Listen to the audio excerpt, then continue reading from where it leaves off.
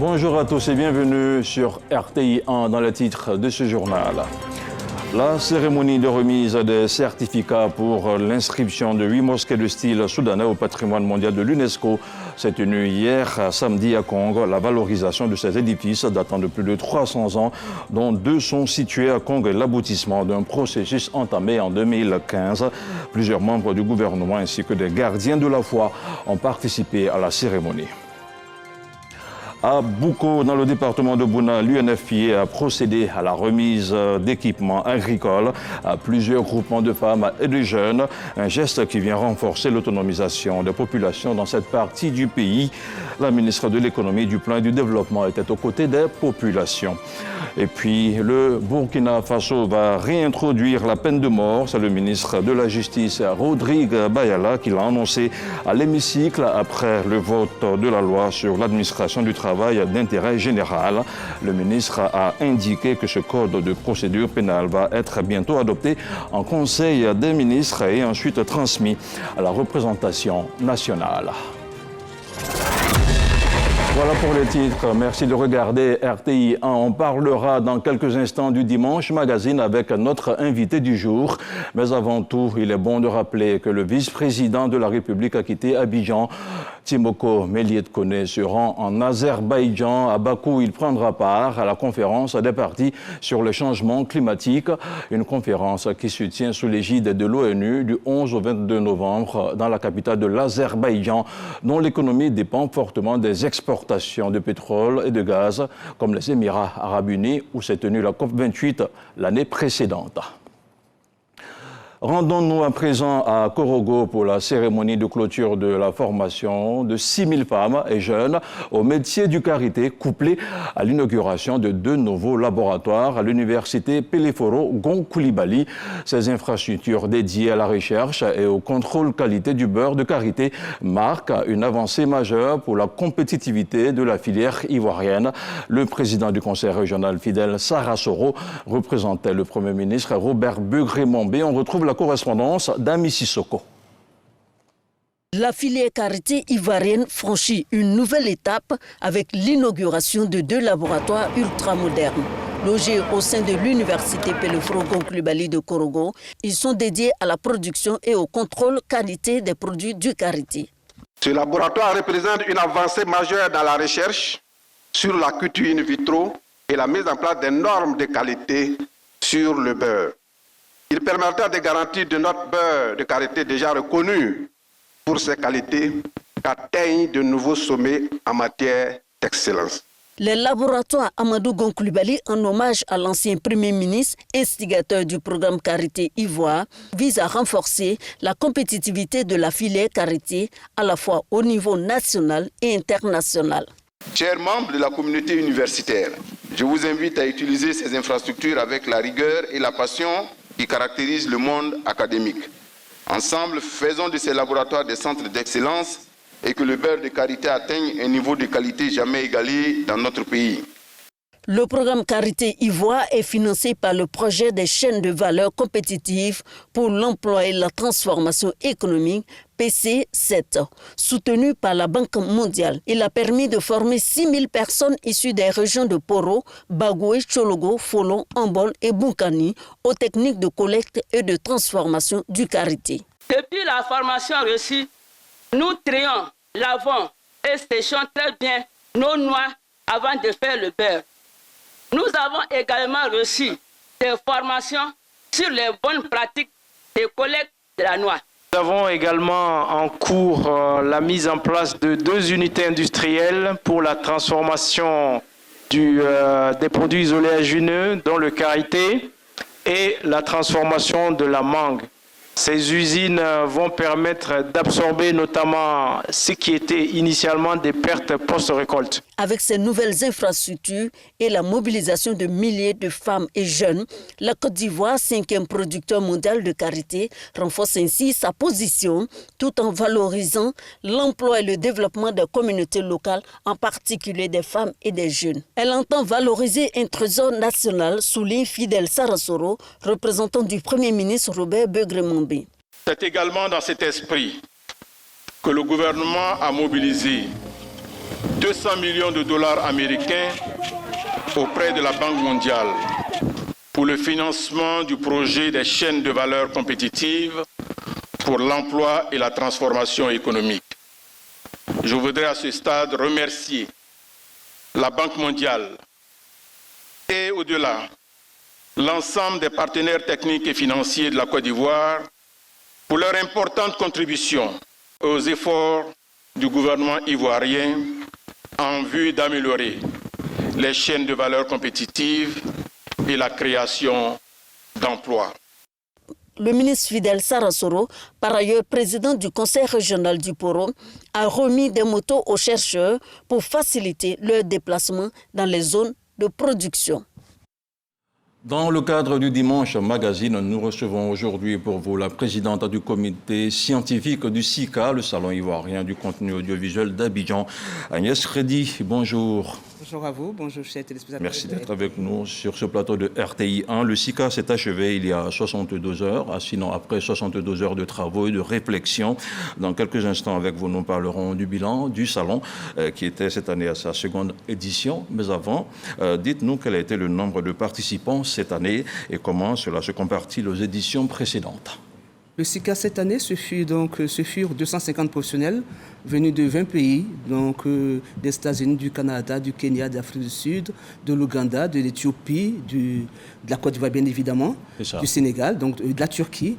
Et ce furent donc 98 speakers, ce furent de 35 sessions, en gros des panels, des keynotes, des études de cas créatifs et des masterclass et aussi un concours de pitch auquel ont participé 49 compétiteurs avec à la clé donc un grand vainqueur qui a remporté donc le trophée donc du meilleur concours pour les séries et films en Côte d'Ivoire.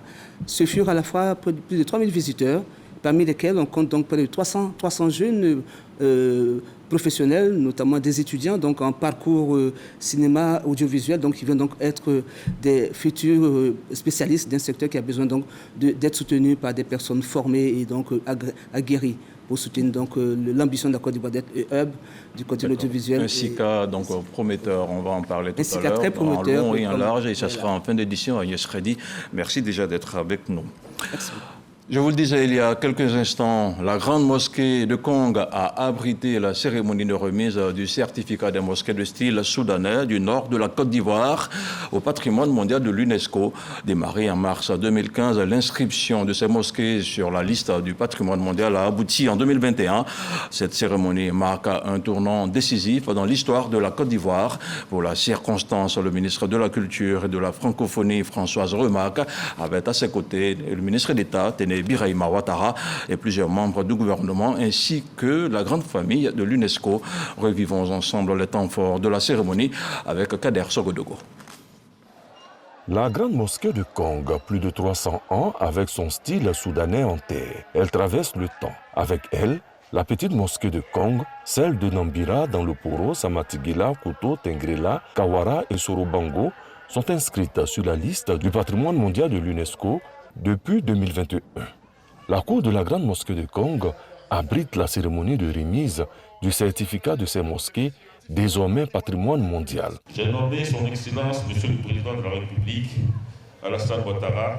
C'est lui qui, de son aura, de sa maestria et de son influence sur la scène internationale, a repositionné la Côte d'Ivoire dans le concert des nations. C'est à lui que revient l'honneur de cette inscription des 8 mosquées de style soudanais au patrimoine mondial de l'UNESCO. La communauté musulmane de Côte d'Ivoire, à travers son guide, se dit honorée. Les imams et toute la communauté musulmane en Côte d'Ivoire voudraient, par ma modeste voix, très sincèrement saluer son Excellence, Monsieur le Président de la République, Alassane Ouattara, et son gouvernement, pour avoir eu cette vision qui s'est très tôt matérialisée à travers la prise du décret du 29 janvier 2020 portant classement des mosquées en série style soudanais du nord ivoirien sur la liste du patrimoine culturel national. La ministre de la Culture et de la Francophonie révèle le caractère exceptionnel de ce jour. Nous avons tenu à organiser cet événement pour la postérité, pour l'histoire, pour rendre hommage aux différentes communautés détentrices du savoir-faire unique, pour leur détermination et pour magnifier la patience dont elles ont fait preuve. Toutes les populations méritent aussi vos applaudissements. Pour l'UNESCO, il faudra protéger tous ces patrimoines. Les mosquées de style soudanais du Nord ivoirien appartiennent donc aussi à tous les peuples du monde qui ont la responsabilité de coopérer avec vous pour en assurer leur préservation. Plusieurs membres du gouvernement étaient aux côtés du parrain de la cérémonie, le ministre d'État Téné Birahima Ouattara, qui se réjouit de ce jour nouveau. Depuis des années, ces communautés se sont mobilisées et sont mises à la disposition des experts de l'Office ivoirien du patrimoine culturel, OIPC, en espérant répondre aux critères de l'UNESCO. Je dois dire que c'est chose faite aujourd'hui. Je voudrais me tourner à nouveau vers M. Lundou pour lui demander de remercier la part de son Excellence le Président de la République, la directrice générale de l'UNESCO, pour donner cette faveur de grande portée qui est faite à la Côte d'Ivoire. La Côte d'Ivoire compte au total 20 mosquées de type soudanais. Le processus d'inscription des 12 autres continue. Nous prenons la direction de Bouna avec, comme annoncé il y a quelques instants, la cérémonie de remise de matériel aux populations du village de Bouko avec la représentante résidente de l'UNFPA, Cécile Zungrana Compaoré, qui a procédé à une remise d'équipements agricoles à plusieurs coopératives féminines et de jeunes de 5 villages du département. La cérémonie de remise d'équipements avait pour objectif de soutenir les populations dans leurs activités en vue de réduire la pénibilité du travail. On en parle avec Herman Yamia. Plus de 22 millions de francs CFA en équipement comportant des tricycles, des moulins à broyer et à décortiquer, des motopompes, des pulvériseurs à dos, des brouettes, des congélateurs et atomiseurs à moto, entre autres, remis à des villages du département de Bouna. C'est un véritable coup de pouce que l'UNFPA apporte pour assurer l'autonomisation des jeunes et des femmes des localités de Bouko, Panzarani, Namidouo, Notadouo et de Bromakoté. Engagé aux côtés de l'État de Côte d'Ivoire, l'UNFPA entend œuvrer pour une société plus résiliente au regard des nombreux défis de la région du Bonkani à travers notre bureau décentralisé de Bondoukou. Recevant ces dons, les bénéficiaires ont exprimé leur gratitude à cette institution internationale pour ce geste qui va réduire la pénibilité de leur travail et accroître leur rendement. Elle me charge de vous dire, Madame le ministre Nialé Kaba et aux donateurs, elles ne savent même pas comment elles vont vous remercier. Ce que vous avez donné aujourd'hui, peut-être que vous allez donner plus que ça demain. La ministre de l'économie, du plan et du développement a salué cette énième action de l'UNFPA dans la région du Bonkani, signe de l'intérêt que cette institution accorde aux populations rurales. C'est le sens un peu de l'action gouvernementale dans l'accompagnement des populations et nous apprécions que nos partenaires soient à nos côtés pour cet accompagnement avec des actions concrètes au niveau communautaire, au niveau local, directement envers les populations. Outre ces dons, l'UNFPA a contribué dans la région de Bonkani à réhabiliter et à équiper le bloc gynécologique de l'hôpital général de Bouna, ainsi que des opérations gratuites des femmes vivant avec la fistule obstétricale. On parle maintenant de développement durable avec la remise d'agréments à 44 bureaux d'études et de consultants indépendants pour la réalisation d'études d'évaluation environnementale et sociale. L'initiative vise à renforcer le cadre réglementaire et à garantir des pratiques respectueuses de l'environnement dans les projets de développement durable en Côte d'Ivoire. Une cérémonie qui s'est déroulée en présence du ministre de l'Environnement, Jacques Assaoré Conan. Le témoignage d'Yves Niazalé dans un commentaire de Godefroy Kambawa. À l'initiative de l'Agence nationale de l'environnement, 44 agréments délivrés au bureau d'études et consultants indépendants, sélectionnés sur un total de 55 candidatures. Cette démarche s'inscrit dans la volonté du ministère en charge de l'environnement de promouvoir des évaluations environnementales et sociales conformes aux normes internationales. Le gouvernement a décidé que dans tout projet d'investissement, que la dimension environnementale et sociale soit prise en compte. Cette prise en compte est attestée par l'ANDE qui s'appuie sur des cabinets les cabinets à qui nous venons de remettre ces attestations, qui certifient qu'effectivement le projet en question prend en compte les données environnementales et sociales. Cette sélection témoigne de la volonté de l'ANDE d'assurer la qualité et la fiabilité des évaluations environnementales sur le territoire national. L'agrément que vous allez recevoir des mains de M. le ministre devra être un symbole de votre effort inlassable en faveur de la qualité de votre action dans la mise en œuvre des évaluations environnementales et sociales.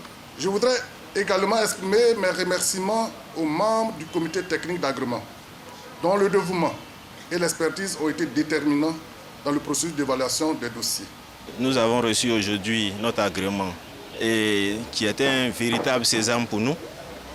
Ce sésame nous permettra de poursuivre nos activités. Ce processus de sélection permettra aux bénéficiaires de contribuer activement à la réalisation d'études qui soutiennent le développement durable. Une note d'éducation à présent, 250 kits scolaires composés de cahiers, de livres et de sacs remis aux enfants en voie de réscolarisation et à ceux en rupture avec la loi.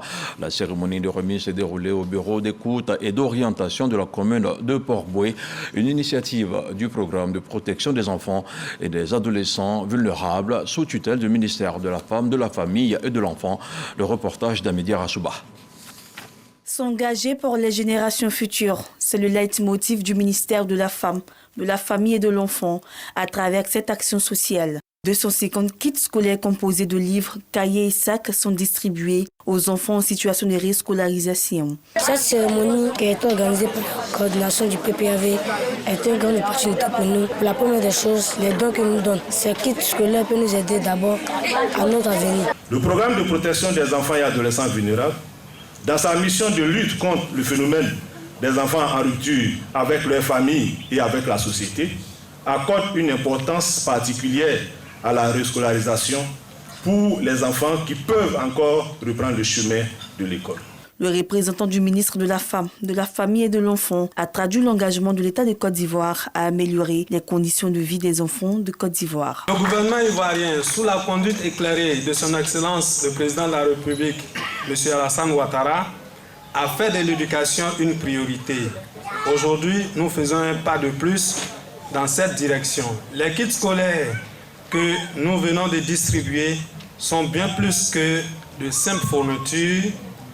Ils sont le symbole de notre espoir en des jours meilleurs pour ces enfants et notre foi en leur potentiel.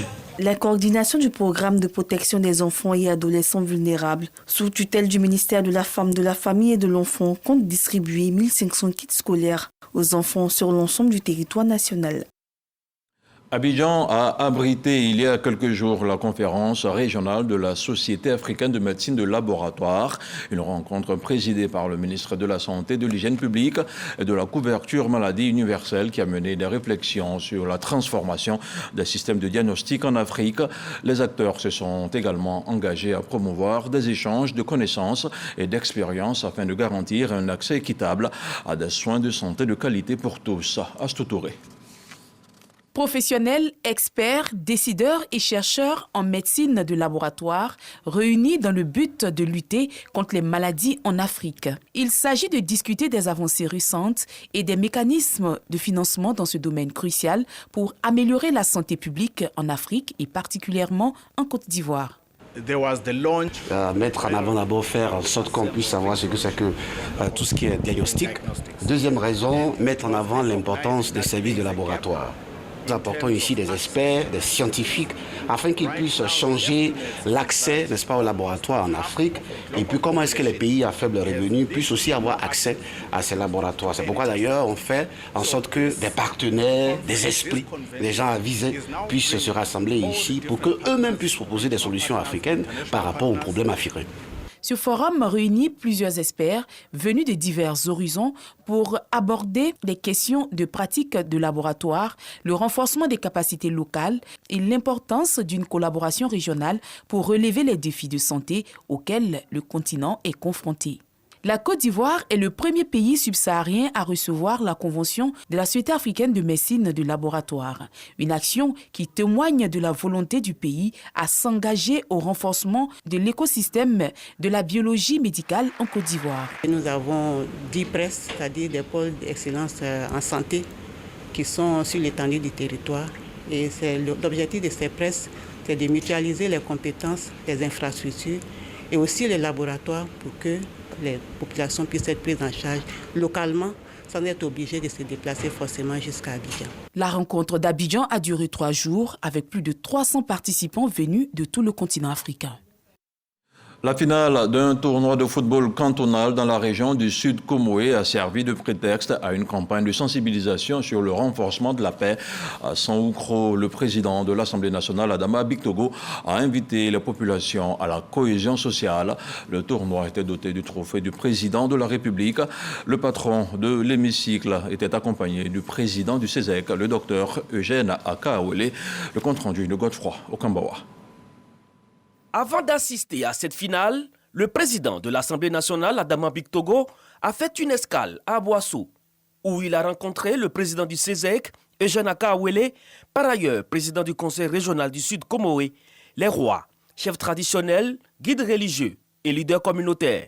Cette rencontre est marquée par des échanges sur la cohésion et le vivre ensemble dans la région. Les hommes, les jeunes et les femmes sont heureux et enthousiastes de vous recevoir. Nous sommes heureux, nous avons échangé fraternellement avec lui et nous pensons que ce sont des visites qui doivent être multipliées.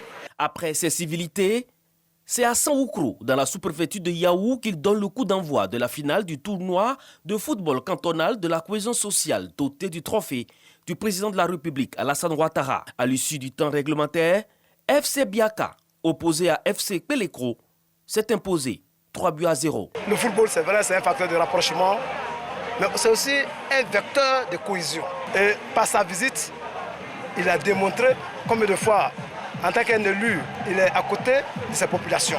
Le vainqueur repart avec le trophée, des équipements sportifs et une enveloppe de 2 500 000 francs CFA. Le message du président de l'Assemblée nationale est un appel à la cohésion et au rassemblement. La reconnaissance à l'endroit du président Alassane Ouattara, c'est que le Sud Comoé affiche encore une forte cohésion sociale, l'union. Cette initiative qui contribue au renforcement de la cohésion sociale dans le Sud Comoé s'impose désormais comme un rendez-vous sportif régional. Enseigner l'intégration dans les écoles pour une Côte d'Ivoire où règne la paix et la cohésion sociale, c'est l'une des missions que s'assigne le club de l'intégration. Ces entités conçues par le bureau ivoirien pour la promotion de l'intégration ont fait leur rentrée solennelle à Bundiali. Le constat de Patricia Mouetia. Lancée autour du thème « Le vivre ensemble en milieu scolaire », cette activité a pour objectif spécifique de faire connaître le projet Club de l'intégration africaine aux acteurs de l'éducation nationale de la DRENA de Bundiali. Les élèves sont exhortés à intégrer les clubs d'intégration et de présenter les thématiques des disciplines pour les compétitions de la journée culturelle des clubs de l'intégration. Les bureaux des clubs appellent tous les camarades élèves à nous rejoindre dans les clubs de l'intégration pour se former afin d'être des leaders exemplaires de demain. Missa Soro, représentant le directeur général du BIPIA, Moussa Mama, a rappelé la mission principale du BIPIA. À l'endroit des communautés africaines, bien entendu pour leur encadrement, nous organisons des visites chaque année auprès des communautés.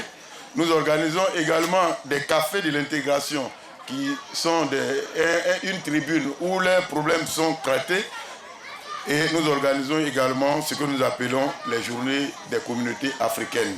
Ainsi, par des activités socio-éducatives, les élèves se dépouilleront de toute forme de violence pour intégrer des valeurs de paix, de cohésion sociale et de vivre ensemble. Ce partenariat entre le BIPIA et la DVS marque une étape décisive dans la sensibilisation des jeunes générations à l'importance de l'intégration africaine tout en valorisant les cultures locales à travers des activités éducatives et ludiques. Le COPADA, le colloque des peuples africains, se prépare activement. L'événement va mobiliser plusieurs chefs traditionnels et les garants de nos us et coutumes.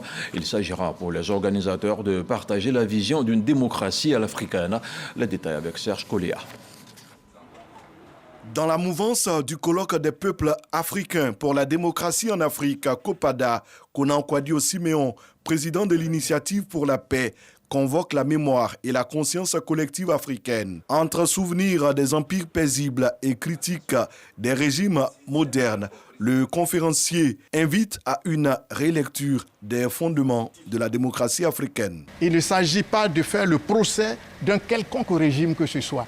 Il ne s'agit pas de faire le procès d'un quelconque personnage politique. Il s'agit de regarder ensemble et de voir comment on peut faire évoluer notre façon de nous gouverner en incluant nos valeurs authentiques pour que ainsi la politique ou la vie tout court dans toutes les sphères se fasse dans le respect de cette culture essentielle. Le COPADA, colloque des peuples africains sur la démocratie en Afrique, se tient du 9 au 11 décembre 2024 à Abidjan. Un cadre de cohésion sociale et d'unité entre les peuples de Côte d'Ivoire, notamment en vue des futures échéances électorales en Côte d'Ivoire. Le 5e chef du village de Bélé, dans le département de Mans, a été intronisé récemment. Une confirmation en présence des chefs traditionnels du corps préfectoral et des autorités de la région du Tonkoui. Un appel à la cohésion, la paix et le vivre ensemble dans le village a été lancé par les autorités. Christ Diomondé, Jean-Marc Djadji.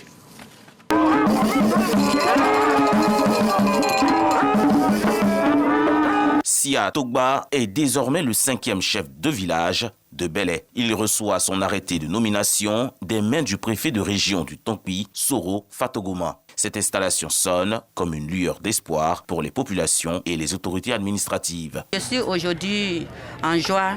Vraiment, je ne sais pas ce qu'il dit pour l'installation des chefs du village. Le chef du village, c'est que je lui demande qu'il s'occupe des villageois. Parce que si tu es le chef du village, les villageois, des jeunes et des enfants, bon, n'écoute pas ce qu'ils vont dire et n'écoute pas ce qu'ils vont faire. Tu vas les mobiliser en les donnant des bons conseils. Enfin, moi, ce que je lui demande de s'occuper du village. Le chef que tu es le prolongement de l'administration. L'administration commence par le président de la République et les institutions, le gouvernement. L'administration se termine par le chef du village, le président de la chambre, et vous entretient et fait en sorte qu'il y ait une harmonie entre vous et la population, entre vous et les représentants de l'État. Cette cérémonie d'installation a été l'occasion pour les populations d'investir la nouvelle présidente de l'Union pour l'autonomisation des femmes de Bélé et de sensibiliser sur la sécurité foncière. Et ici à Abidjan, la 5e édition du festival vendredi, samedi, dimanche du théâtre a été lancée dans la commune de Yopougon. C'est l'espace libre Tikendia Fakoli qui a abrité l'événement. Passionnés et amateurs de théâtre ont répondu à l'appel. Yves Miazale, Godefroy Okambawa. C'est à l'espace libre Tikendia Fakoli, situé dans le quartier Maroc de la commune de Yopougon, que s'ouvre la 5e édition du festival vendredi, samedi, dimanche, dénommé VSD du théâtre. Une rencontre culturelle initiée par la compagnie Asaf Edna. Les VSD du théâtre, notre objectif c'est de rapprocher le théâtre auprès de la population. Donner envie aux gens de venir au théâtre comme s'ils partaient prendre un pot, venir regarder du théâtre. Les pièces proposées explore des sujets profonds qui touchent particulièrement les spectateurs. Parmi elles, une œuvre sensible qui met en lumière la réalité des femmes souvent victimes de violences. D'abord, ici va dans le registre du combat pour la femme.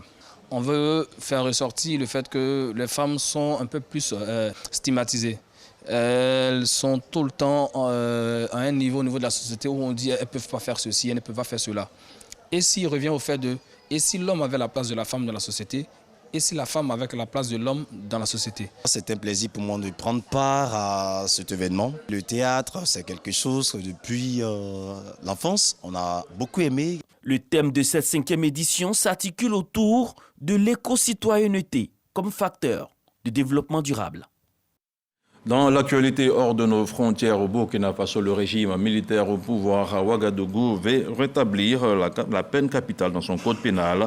Le ministre de la Justice en a fait l'annonce vendredi dernier devant la députée de l'Assemblée législative de transition. C'était au cours de l'adoption du projet de loi instaurant les travaux d'intérêt général. Abolie depuis 2018 au Burkina Faso, la sentence pourrait donc y faire son retour très prochainement. On en vient à présent au Dimanche Magazine avec la présidente du comité scientifique du SICA, le salon ivoirien du contenu audiovisuel qui nous a rejoint. Agnès Crédit, rebonjour. Bonjour à vous, bonjour chers téléspectateurs. Alors, nous étions de plein pied tout à l'heure dans l'événement, sinon dans le bilan de l'événement, on va en parler. Alors, dites-nous maintenant quel était le profil des participants, notamment des pays d'origine, des secteurs d'activité. Y a-t-il eu une évolution par rapport aux années précédentes ? Le SICA commence donc en 2023 quand Monsieur le ministre de la Communication, M. Amadou Koulibaly, décide donc de mettre en œuvre cette initiative de l'État ivoirien qui est de créer un lieu de rencontre à la fois des professionnels du secteur audiovisuel et cinématographique et surtout un espace de formation, d'échange et au-delà de tout, un marché. En 2023, il y avait donc 100 professionnels invités originaires de 15 pays. Et en 2024, nous avons donc 250 professionnels originaires de 20 pays. Donc, et ce sont des professionnels dans le secteur de manière plus globale, donc des producteurs, des distributeurs, des créateurs de contenu, des opérateurs de câbles et de satellites. Et nous avons donc des investisseurs, des financiers, des banquiers. Et cette année, avec le thème général du SICA qui donc intègre la question sur le financement, le questionnement donc sur le financement, nous avons donc associé à ces professionnels du secteur audiovisuel et cinématographique, donc des banquiers et des professionnels du financement et aussi donc des assurances et des entreprises privées. Alors, dites-nous quels sont les retours les plus fréquents des participants quant à la qualité de contenu des ateliers et surtout des conférences. On n'a pas eu de retour de mécontentement. Bien au contraire, on n'a eu que des mots de satisfaction et des personnes donc satisfaites parce que nous avons donc réussi à mobiliser tous nos invités. Les 250 professionnels donc attendus sont venus de 20 pays, comme je l'ai dit tantôt, de tous les secteurs donc du domaine spécifique donc de l'audiovisuel et du cinéma.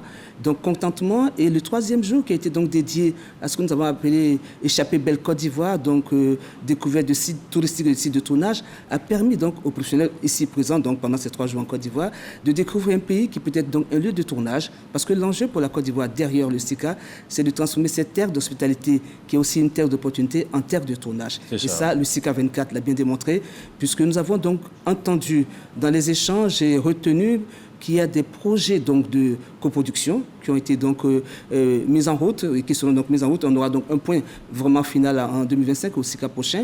Il y a aussi donc des repérages qui ont été faits par des producteurs de renom, tels que Alex Berger, donc producteur du Bureau des légendes qui est arrivé de France, justement faire des repérages pour voir comment Abidjan ou la Côte d'Ivoire pourrait donc servir de lieu de tournage de projets à venir. Alors, dans quelle mesure les objectifs fixés pour cette édition 2024, je veux dire, le renforcement des collaborations, la promotion de contenus africains ont-ils été atteints, selon vous ? La présence donc massive de personnes de divers horizons, donc de diverses zones géographiques. N'oubliez pas que le SICA vient donc, comme dit souvent M. le ministre de la Communication, combler un vide qui n'existe pas dans la zone francophone, la création donc d'un espace d'envergure internationale pour permettre aux professionnels du secteur audiovisuel et cinématographique de se retrouver pour échanger, pour partager, pour discuter des questions qui sont les préoccupations majeures. Satisfaction parce que effectivement tous venus, diversité, innovation, les problématiques qui ont été donc abordées permettent de questionner les sujets les plus actuels, notamment les questions liées à l'intelligence artificielle, dans son implication, dans la scénarisation, mais dans la présence de manière plus effective dans tout le processus de création et de co-création donc du contenu audiovisuel et cinématographique. La présence de personnes de renom qui ont fait donc leur positionnement et qui ont fait donc leur place, ont su bâtir donc leur place dans le secteur que le leur, dans les pays comme le Nigeria, dans les pays comme les États-Unis ou la France, donc nous permettent de nous assurer qu'effectivement le SICA 24 a été un lieu de convergence de personnes satisfaites, un lieu de point de départ de personnes qui vont donc revenir l'année prochaine avec l'assurance que le SICA 2025 aura encore permis que les rencontres soient plus grandioses et plus flamboyantes. Alors, la Côte d'Ivoire, donc terre d'hospitalité et tout ça, comment évaluez-vous l'impact du SICA, surtout sur la visibilité de l'industrie audiovisuelle ivoirienne à l'international ? Il faut déjà noter que les ICC, qui sont donc les industries culturelles et créatives dans lesquelles on intègre le contenu audiovisuel cinématographique, font partie du pilier 1 du PND 2021-2025, donc élément de transformation économique de notre pays, donc central et crucial. Donc, à côté de ça, le SICA, donc, c'est un marché. Et un marché, aujourd'hui, dans le monde, on nous dit qu'en 2028, le cinéma, l'audiovisuel, va peser en gros près de 400 milliards de dollars à travers le monde. Et un pays voisin comme le Nigeria mobilise déjà près de 6 milliards 5 de dollars par an, avec une production riche de près de 2500 à 3000 productions donc, de séries et de films par an. Donc on a donc ce poids financier que représente donc, le contenu audiovisuel cinématographique. La Côte d'Ivoire, qui se positionne comme le hub du contenu audiovisuel en Afrique, dans la sous-région, veut donc pouvoir occuper sa place et prendre sa part dans ce marché flamboyant, mais d'autant plus qu'aujourd'hui, avec les chaînes privées et le nombre d'écrans et les nouveaux modes de consommation, il nous faut du contenu de manière diverse et variée pour que la satisfaction soit totale pour les consommateurs de contenu.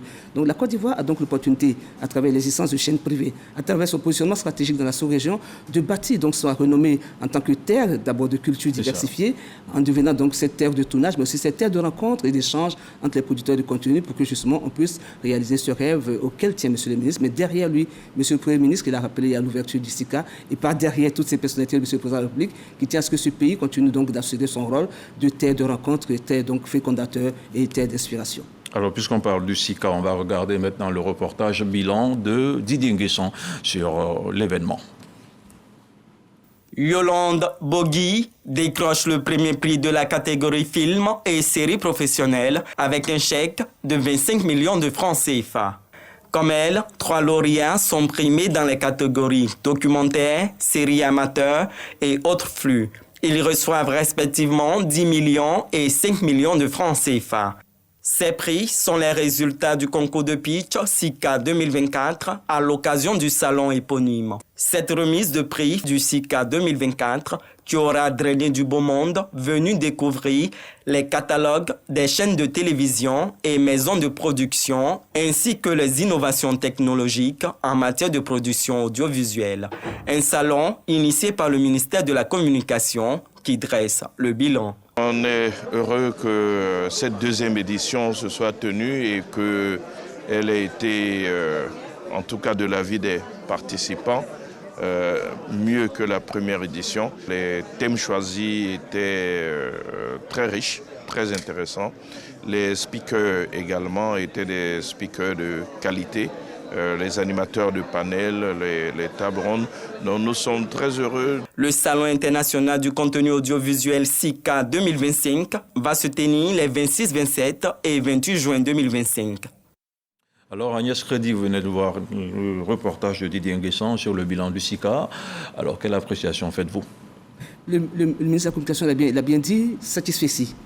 Les attentes ont été atteintes. C'est vrai qu'il n'y a pas d'initiative qui soit parfaite en termes de réalisation, mais on peut être sûr qu'on a pu atteindre 99% de nos objectifs, étant donné que le SICA cette année donc s'enracine et fait de la Côte d'Ivoire ce lieu incontournable de rendez-vous vers lequel vont donc courir tous les producteurs de contenu, diffuseurs, réalisateurs donc, du monde entier, parce que l'enjeu c'est cela, c'est, je le répète, de faire de cette Côte d'Ivoire cette terre d'hospitalité, d'opportunité, cette terre de tournage, mais en même temps, ce lieu de rencontre, ce marché.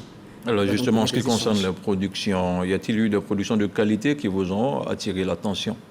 Le marché se passe en professionnel. C'est vrai que le SICA, c'est un salon, donc c'est un lieu de réflexion. Nous sommes allés plutôt, nous, dans les panels, les sessions de réflexion, les études de cas, les keynotes, donc partage d'expérience. Et à côté de ça, dans le marché, les professionnels se retrouvent et se rencontrent, donc partagent à la fois leurs attentes et visionnent donc ce qu'il y a comme nouvelle création, capable donc de contenir donc leur satisfaction. On a des chaînes qui sont arrivées, comme je le disais, d'Éthiopie, d'Afrique du Sud, du Nigeria, du Sénégal, de Côte d'Ivoire bien évidemment, et de France, du Canada. Donc les acheteurs de contenu sont venus faire leur marché et dans quelques temps, on pourra faire un bilan chiffré en termes de marché, de signature de contrats et de contenu donc vendus ou achetés de part et d'autre. Alors le SICA 2024 est terminé. Quelles ont été les principales innovations technologiques ou créatives présentées lors de cet événement? Déjà le thème innovation, diversité et financement dans le secteur audiovisuel, solutions pour du contenu en Afrique. La question de l'innovation s'impose forcément par rapport aujourd'hui au nouveau mode de consommation. La Côte d'Ivoire, c'est un peu plus de 50 millions d'abonnés aux téléphonie mobile. Ça veut dire qu'en fait, c'est beaucoup de millions de smartphones, donc écrans de consommation de contenu donc, spécifiques avec des formats donc, spécifiques. Innovation donc, en termes de format, en termes de mode de consommation, en termes de mode de production. Et puis diversité, origines géographiques diverses, mais en même temps, la diversité, c'est la question du format aussi, des types de formats et les types de contenus. Et puis le financement. Question cruciale, parce que le contenu audiovisuel coûte cher, il faut des financements. Et la grande innovation cette année, ça a été effectivement les réflexions sur les thématiques comme la place de l'IA dans la production audiovisuelle, l'intelligence artificielle, la question des OTT et de la consommation avec les vidéos à la demande, qui sont donc des nouveaux modes de consommation. Et derrière, à côté de cela, il y a aussi la question donc, du financement. Comment montrer aux banquiers qui ne connaissent pas ce secteur que c'est un monde qui est bancable et qui est rentable. Et on le voit, je le disais tantôt, les pays où ça pèse, si un pays comme le Nigeria a pu se positionner comme la première puissance africaine, c'est bien à côté, parce qu'il y a Nollywood qui pèse, quand même, je disais tantôt, 6 milliards, 7 milliards de dollars par an en termes d'apport en économie donc, de ce pays-là. Donc les financements et les banquiers ont été donc invités au cours des assises du financement à réfléchir avec les acteurs du secteur à comment avoir une analyse fine d'un domaine qui n'est pas forcément bien connu, mais qui est un domaine de rentabilité en termes économiques, en termes d'influence, en termes de transformation sociale et en termes donc d'impact et d'innovation. Alors, les termes abordés lors de différentes conférences ou encore des ateliers ont-ils été pertinents au regard des enjeux actuels de l'industrie audiovisuelle, comme vous en parliez tout à l'heure? Je peux vous offrir le catalogue, ça tombe bien, comme ça ensemble nous allons parcourir ces thèmes et vous verrez ce qui pourrait vous intéresser. Oui. Je vais vous dire tout de suite de quoi nous avons parlé. Et la place de l'IA, nous avons parlé de... Voilà, l'IA, je n'y avais pas pensé, l'intelligence artificielle m'a donné l'idée. Ça a été donc une session à la fois de panel, mais maintenant aussi d'ateliers, d'écriture sur la scénarisation à partir de l'intelligence artificielle. On a la question sur comment développer son réseau et faire mouche grâce au personal branding. La personnalité emblématique au cœur donc, du positionnement d'un produit, c'est-à-dire l'humain devient un produit en lui-même, parce que les réseaux sociaux permettent donc ce positionnement et ça se voit partout. L'écriture du réel, l'économie du documentaire est une thématique abordée dans le SICA. Et donc, nous avons comment les concours, je dis, mais les thématiques sont tellement nombreuses que je dis, et intéressant. Évolution et ambition de la nouvelle ONAC, en Côte d'Ivoire, l'ONAC-CI, David Kondouliat. La question de la réglementation, justement, au service de la production locale face au GAFA. Comment les productions locales donc, peuvent se défendre ou se défendre. Donc, c'est comment amorcer une réflexion plus globale pour que, justement, les productions locales ne soient pas donc phagocytées par un monde qui est à la fois envahissant, oppressif, puissant, même tant qu'il offre des opportunités comme celui donc, que nous donnent les GAFA. On comprend donc que l'édition 2024 du SICA a été riche en événements et en contenu. Alors on va donc terminer avec une dernière question. Comment évaluez-vous l'organisation logistique justement de l'événement, notamment en ce qui concerne les espaces, l'accueil? Y a-t-il eu des difficultés rencontrées? La Côte d'Ivoire s'est fait des grands événements. On a eu la Cannes, on a eu le jeu de la francophonie. Le SICA, c'était dans un hôtel, dans un lieu, donc bien, un espace qui a donc les commodités adaptées. Comme je disais tantôt, on n'a pas eu de mots de mécontentement, bien au contraire. Tous ceux qui étaient au SICA s'invitent pour le SICA 2025 et nous attendons. Donc il n'y a pas eu d'incident en termes d'organisation. Tout a été, je dirais, presque parfait. Le ministre de la Communication a fait mettre les petits plats dans les grands, comme on le dit, associé à ses homologues de la culture et du tourisme. Justement, toute la synergie gouvernementale a été mise en branle avec donc, la caution du Premier ministre et derrière du Président de la République pour que ce SICA reflète l'image de la Côte d'Ivoire, une Côte d'Ivoire qui sait recevoir, qui sait accueillir, mais qui sait justement se mettre à disposition de ses invités en faisant en sorte que quand on dit Côte d'Ivoire, on ait toujours envie de pouvoir revenir parce qu'on a l'assurance que tout s'y passe très bien. Alors Agnès Crédit, le SICA en termes de perspective pour les années à venir, qu'est-ce que ça donne? 2025, date déjà connue. D'accord. Juin 2025. Oui. Ce sera encore au même endroit, oui. Donc ce sera plus tôt parce qu'effectivement, en prévision des élections, le ministre a proposé que donc, la date soit plus avancée. Ce sera donc 25, 26, 27 juin en fin de semaine pour qu'on puisse avoir le temps d'aller faire justement des circuits touristiques pour que les repérages puissent être faits de manière à ce que ceux qui veulent rester encore plus longtemps pour des tournages puissent avoir le temps de pouvoir le faire. Les thématiques vont être intégrées en prenant en compte l'évolution des problématiques donc, du secteur avec forcément un enracinement plus insistant sur l'aspect marché. Développer le marché pour qu'effectivement ce salon, qui est un lieu d'échange, un lieu de partage d'expérience et de formation. Je disais tantôt près de 300 jeunes professionnels, donc des étudiants en capacité donc d'apprendre donc des expérimentés ou des experts donc de savoir et de bien maîtriser donc ce secteur. Et puis des thématiques qui vont être toujours en lien avec l'évolution du secteur, mais surtout faire en sorte que la Côte d'Ivoire puisse jouer son rôle de hub et devenir donc ce marché incontournable dont l'Afrique a besoin, dont l'Afrique francophone a besoin et dont le monde a besoin pour pouvoir justement venir rechercher en Afrique ce que l'Afrique doit en avoir en termes de narratif, en termes d'écriture de scénario, en termes de héros et de héroïnes africaines, parce que le contenu, c'est se donner à voir tel qu'on le veut aux autres et faire en sorte que les autres vous connaissent pour ce que vous êtes, parce que vous savez vous donner à voir effectivement dans vos contenus. Merci beaucoup Agnès Crédit. Je rappelle que vous êtes la présidente du comité scientifique du SICA. Merci d'avoir été avec nous sur ce plateau de RTI 1. Ce journal est terminé. Merci de l'avoir suivi. Je vous souhaite un agréable dimanche sur RTI 1. Quant à moi, je vous dis à très vite.